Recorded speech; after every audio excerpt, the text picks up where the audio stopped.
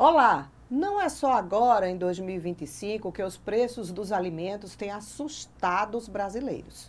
Um estudo do economista André Braz, coordenador de índices de preços da Fundação Getúlio Vargas, mostra que os alimentos já consomem 22,61% do orçamento das famílias de renda mais baixa.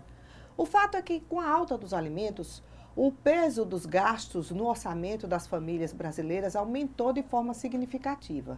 Agora, o preço desses itens é percebido de forma bem mais intensa pelos consumidores, sobretudo os mais pobres. Só no café da manhã, alguns itens básicos do cardápio dos brasileiros, como o ovo de galinha e o café moído, tiveram alta de 16,41% e 20,25%, respectivamente. Por isso, no Câmara Aberta dessa semana, a gente vai tentar entender melhor o que influencia o preço dos alimentos. Quais os fatores que podem afetar nessa precificação e quais as alternativas para controlar isso? Quem vai conversar com a gente aqui no estúdio é o economista Cássio Bezarria. Atualmente, ele é presidente da Associação Nacional dos Centros de Pós-Graduação em Economia, além de mestre em Economia Aplicada e professor adjunto da UFPB. E eu convido você a ficar ligado com a gente, porque o Câmara Aberta está no ar.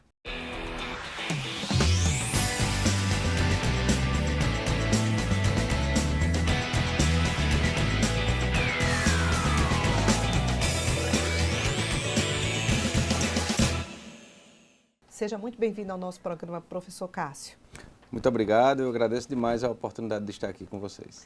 Então, a gente sabe que as questões climáticas e sazonais sempre interferiram no preço dos alimentos ali. Mas, no atual cenário, que outros fatores além desse explicam essa alta, essa interferência tão grande?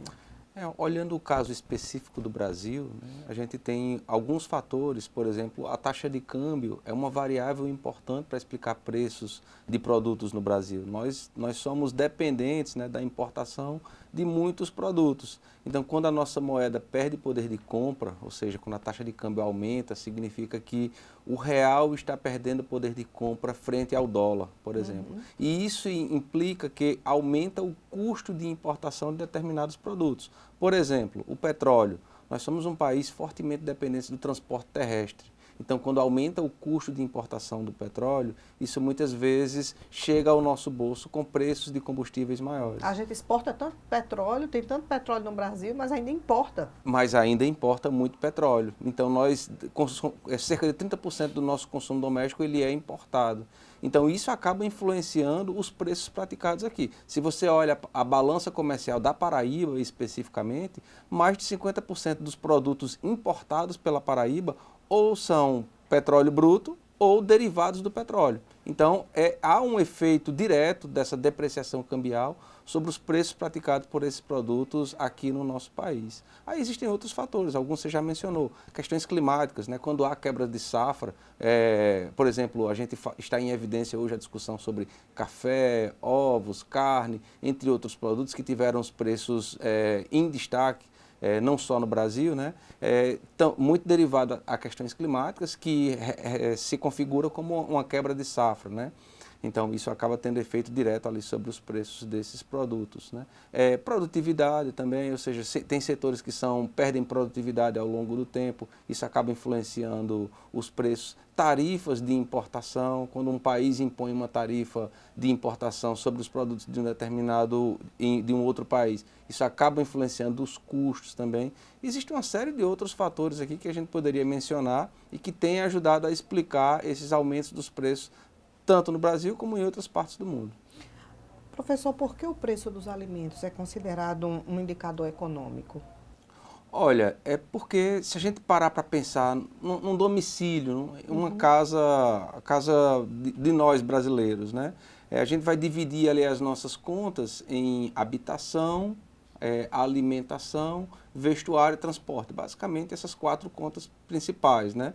Então, esses indicadores, eles precisam ser acompanhados no dia a dia. Por quê? Porque eles representam a subsistência das famílias, né? Então, por exemplo, quando o preço dos alimentos aumenta, Não há substituto para os alimentos, as pessoas precisam se alimentar para sobreviver. Então isso acaba tendo um efeito direto sobre a parcela da renda da família que é comprometida com um item essencial. Então é por isso que as famílias precisam acompanhar com muito cuidado esses aumentos nos preços dos alimentos. De que forma essa alta dos alimentos afeta aí outros setores da sociedade, numa percepção de inflação? Olha, primeiro, o conceito de inflação, ele está muito ligado ao poder de compra das famílias, né? Quando a gente está em um cenário de alta inflação, significa que os preços, de um modo geral, eles estão em alta, eles estão aumentando. Do ponto de vista prático, ter um cenário de alta inflação significa perda de poder de compra da moeda. É como se você vai em um dia no supermercado, compra 10 itens. Se a inflação está em alta, se você for no outro dia com a mesma quantidade de dinheiro, você não consegue mais comprar aqueles mesmos 10 itens. Então você vai perdendo o poder de compra da moeda ao longo do tempo, né? E isso tem um efeito direto, principalmente nas famílias mais pobres. Por quê? Porque as famílias, os mais ricos, eles conseguem proteger a sua renda e podem até mesmo se capitalizar dentro de um cenário de alta inflação.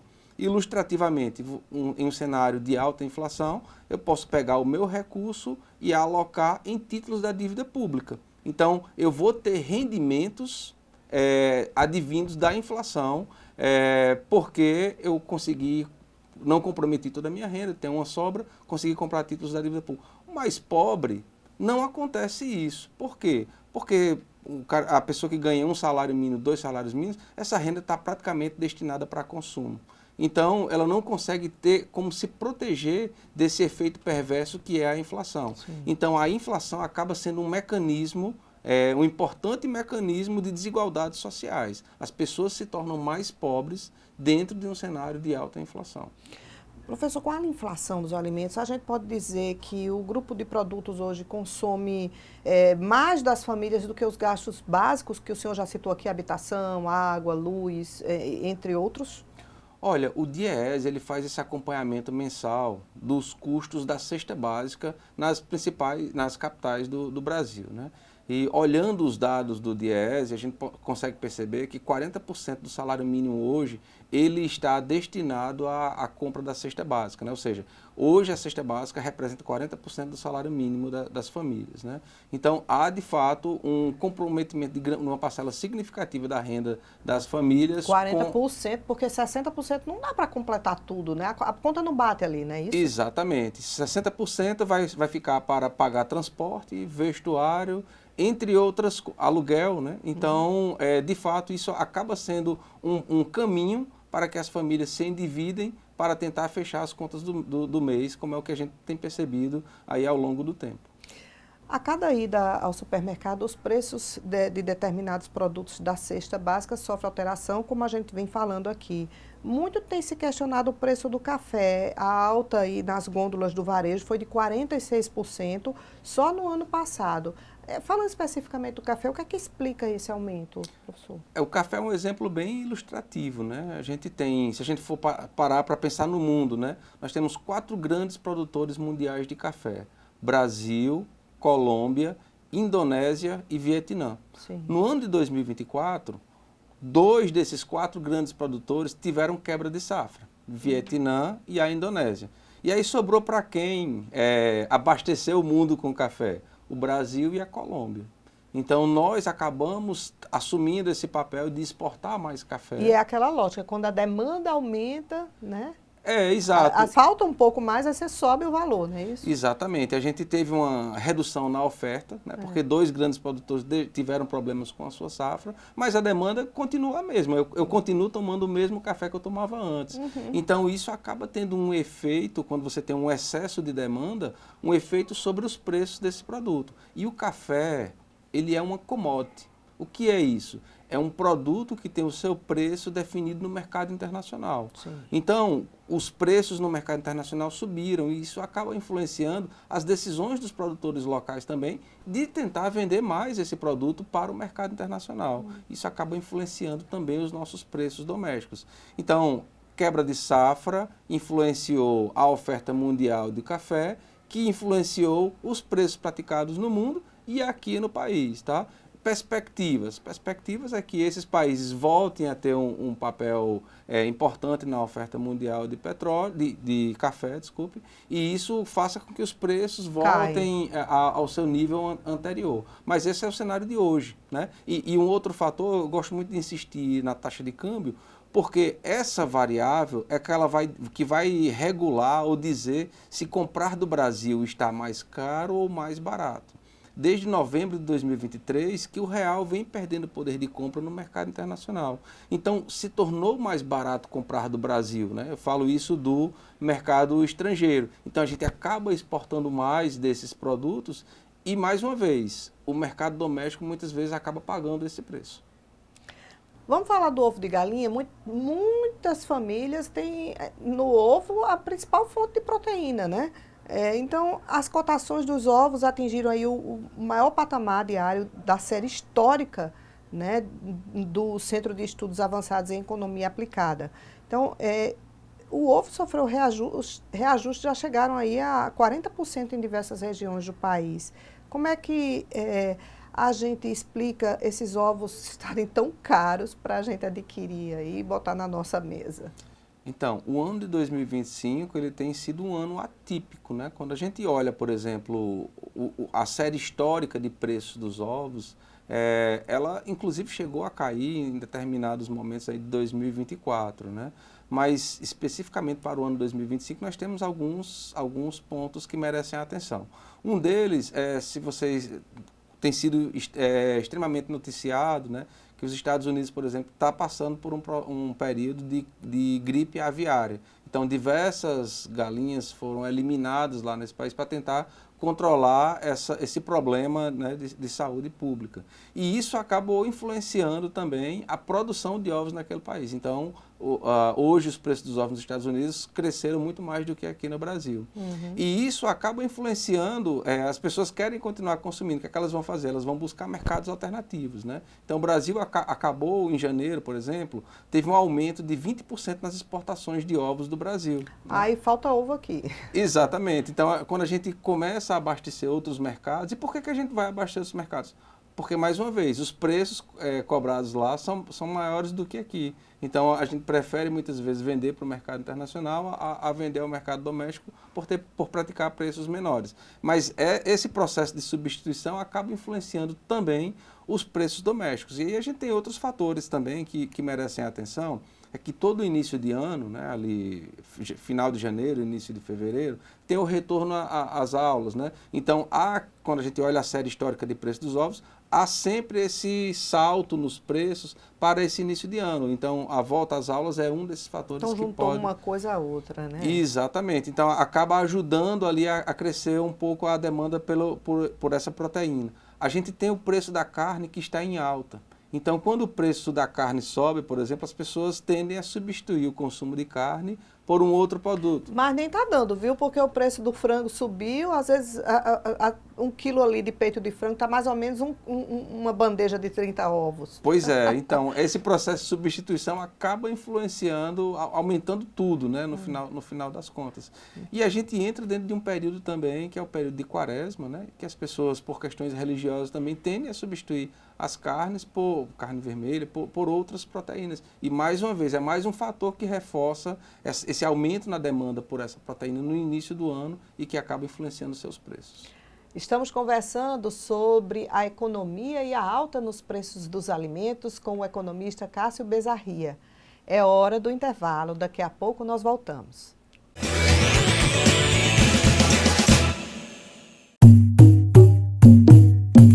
Essa mensagem diz respeito a você que rala, que se dedica e quer um Brasil melhor. Um Brasil que respeite a sua força e capacidade de liderar e produzir.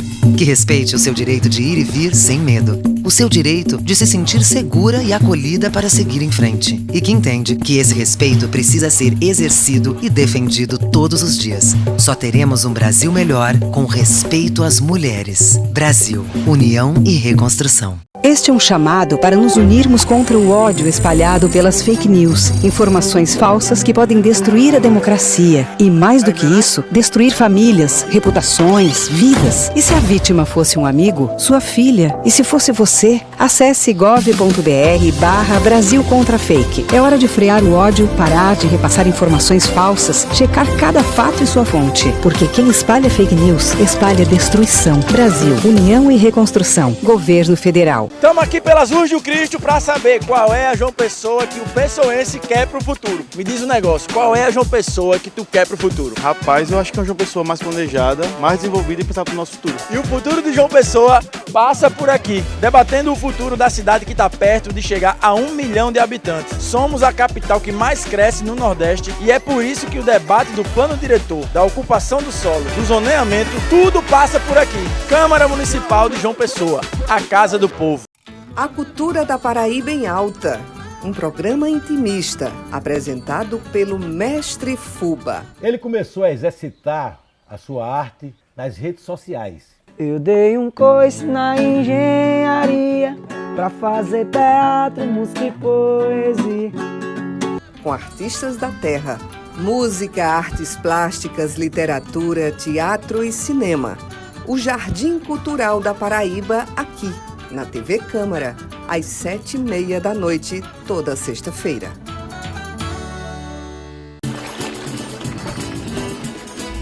Imagine suas férias onde o sol nasce primeiro, com história, fé e cultura e forró o ano inteiro.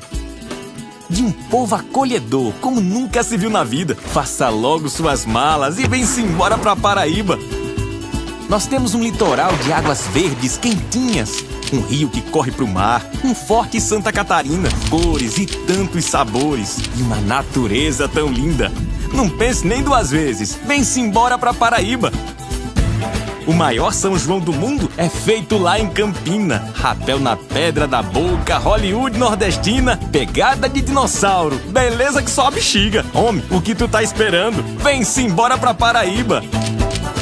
Nessas férias, deixa a Paraíba te surpreender. Vai ser um prazer arretado te receber. Governo da Paraíba.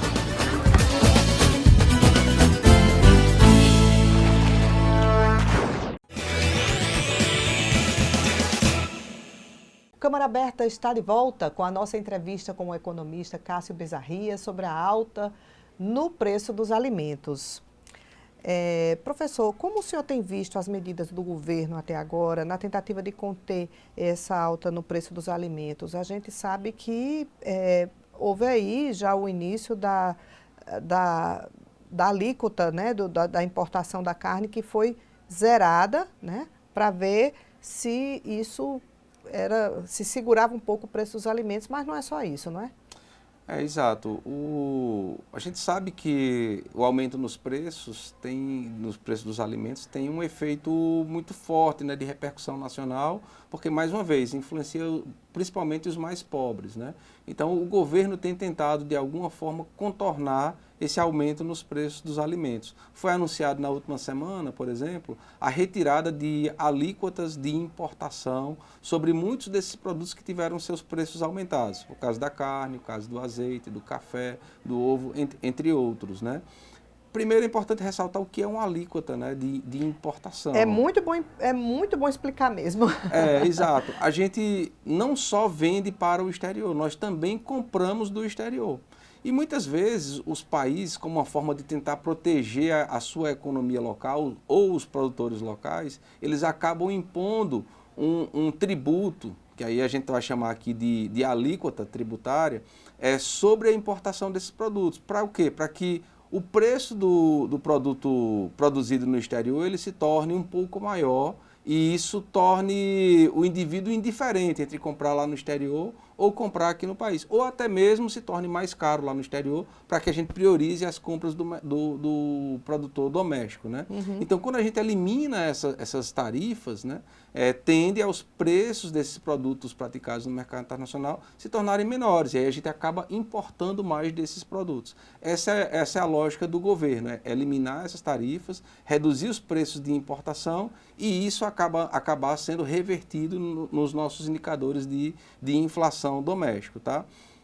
Chama a atenção o fato de que, para muitos desses produtos, como eu já mencionei aqui, o Brasil já é um dos principais produtores mundiais, é o caso do café, né? Então, para alguns desses produtos, a gente não sabe exatamente se o resultado final vai ser o resultado esperado pelo governo por essas razões. Provavelmente o Brasil já é o grande produtor da carne, já é o grande produtor do café, entre outros produtos. Então, o efeito final sobre esses produtos em específico talvez não seja tão grande. Mas é diferente do azeite, em que nós importamos muito, nós somos fortemente dependentes da importação do azeite. Então, a redução no custo de importação desse produto pode ter um efeito. Vai baixar o preço do azeite. Muito provavelmente, tá? Então, é uma tentativa. E existem outros mecanismos, né? E aí a gente está falando de governo federal, também tem a proposta de os estados eliminarem impostos. Exatamente, eu ia lhe perguntar, zerar os impostos federais que incidem sobre os itens da cesta básica ajuda mesmo a resolver? Ajudam, mas não necessariamente resolvem o problema. Tá? Essa é uma discussão que vem desde a época daqueles aumentos dos preços do petróleo, né? Que diziam, não, a culpa do aumento dos preços dos combustíveis é o ICMS. Não é e não é, né? Se você eliminar o ICMS, você vai reduzir o preço daquele produto de forma temporária, tá? Vai haver a queda. Mas se os preços no mercado internacional continuarem subindo, você já tem a alíquota zerada, por exemplo. Os preços vão deixar de subir, os preços praticados no mercado doméstico? Não, eles vão continuar subindo. Então, a redução ou a eliminação de uma tarifa, ela tem um efeito limitado ou transitório sobre os preços. Ela vai cair por um determinado momento, mas se os preços continuarem subindo no mercado internacional, por exemplo, os preços praticados aqui no mercado doméstico também vão continuar subindo, tá? E ainda interfere nessa política também dos estados, né? Porque não é só o governo federal, mexe com cada estado também, né? Porque tem os impostos estaduais. Exatamente, o governo vai estar ali de alguma forma abrindo mão de arrecadação, né, em decorrência disso. É uma alternativa, tá? É uma alternativa, mas a gente espera, por exemplo, que essa alternativa tenha efeitos sobre a redução dos preços até metade do ano. Por que eu falo metade do ano? Porque é esperado uma super safra de alguns grãos aqui no Brasil no ano 2025. Então, ao chegar esse período de super safra, espera-se que os preços dos alimentos comecem a cair. A soja, por exemplo, quando aumenta a produção de soja, a soja é um insumo importante para a produção de ração animal. Então, se cai o custo da ração animal, cai o custo do produto final, que seria a carne, assim como de outros itens aí que são dependentes do óleo, que são dependentes da soja, né? Então, esse pode ser um fator que tem um efeito mais de longo prazo do que de curto prazo, como é o caso dos impostos. Que outras políticas públicas poderiam ser implementadas, na sua visão, para conter essa pressão dos preços? Olha, o primeiro passo é tentar mapear quais são, que imagino que o governo já tem essas informações, quais são aqueles produtos que têm maior impacto no orçamento domiciliar, né? E que se houver um aumento nos preços desses itens ou desses produtos, vai de fato impactar a saúde financeira das famílias, tá? Esse é o primeiro passo. O segundo passo é identificar quais são os períodos sazonais, né? Ou seja, aqueles períodos de alta produção que os preços tendem a cair e os períodos de baixa produção em que os preços tendem a subir. E aí eu chamo a atenção para esses períodos de baixa produção, porque aí seria o momento em que viria a política pública, né?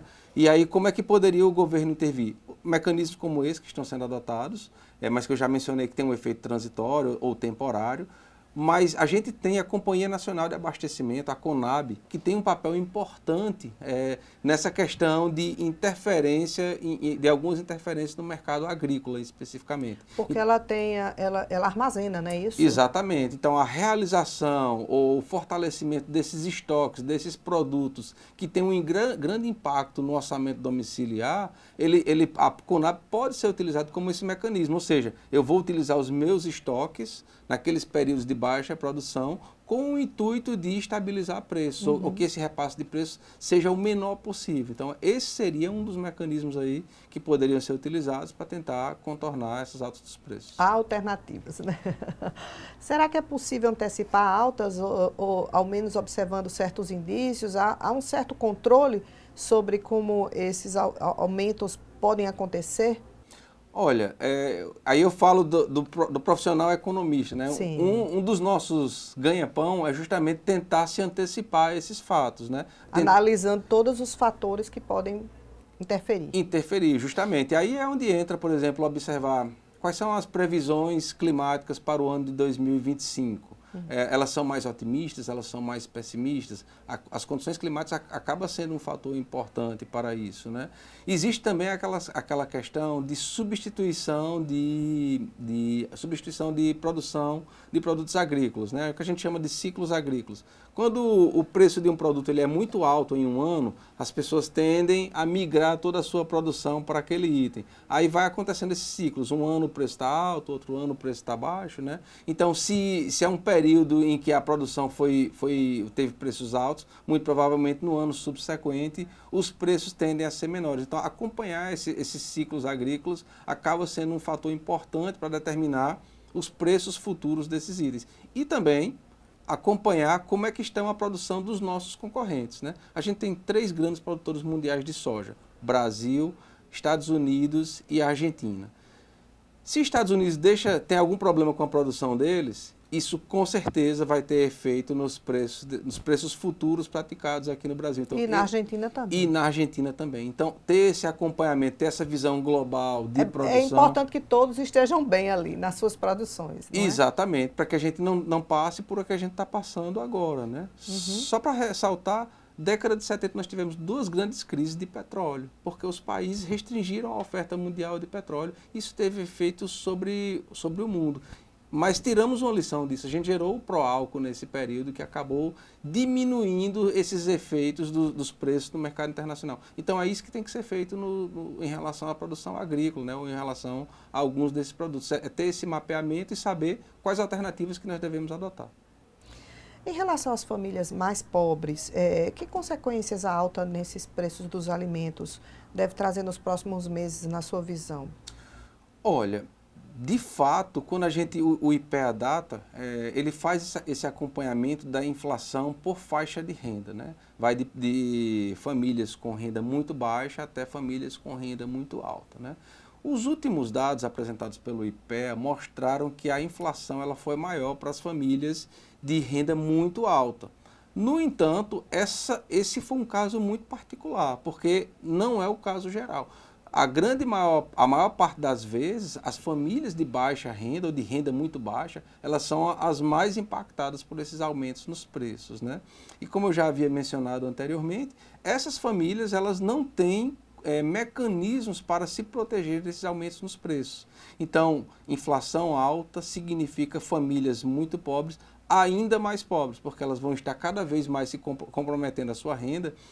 E quando utiliza, por exemplo, o canal de crédito, que aí vai buscar um financiamento para tentar fechar as contas do mês, elas vão se deparar com um outro problema, que são as taxas de juros praticadas no Brasil, que são muito superiores a qualquer outro país do mundo, né? Então, dificilmente uma pessoa de renda muito baixa, vai conseguir contornar esse ciclo vicioso aí que é... Se ela pegar um empréstimo, aí piora tudo. Exatamente. Inflação alta, com juros altos, sinal de inadimplência no futuro.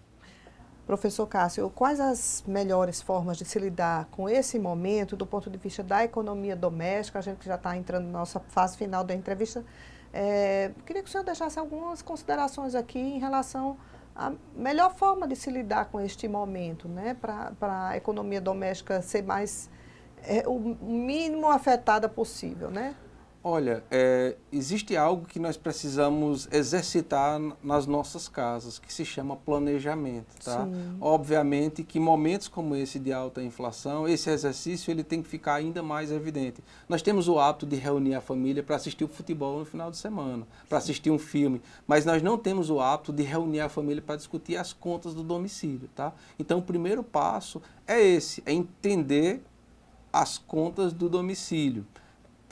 Quais são os meus gastos mensais? São gastos fixos, ou seja, é o aluguel que eu pago ali todo mês, é a minha conta de energia, a parcela fixa de energia que eu tenho que pagar todos os meses. E quais são os meus gastos variáveis, ou seja, aqueles gastos em que eu aumento à medida que eu aumento o consumo daqueles produtos. Tentar entender isso daí já é um grande avanço. De um outro lado, saber quais são as minhas fontes de receita, as minhas fontes de renda. Eu só tenho salário apenas uma pessoa recebe salário no domicílio, existem outras fontes de renda alternativa, então ter esse controle mensal ajuda bastante para saber de onde eliminar, né? Então esse é o primeiro passo, é saber de onde cortar. O segundo é ver alternativas de aumentar a renda do domicílio, né?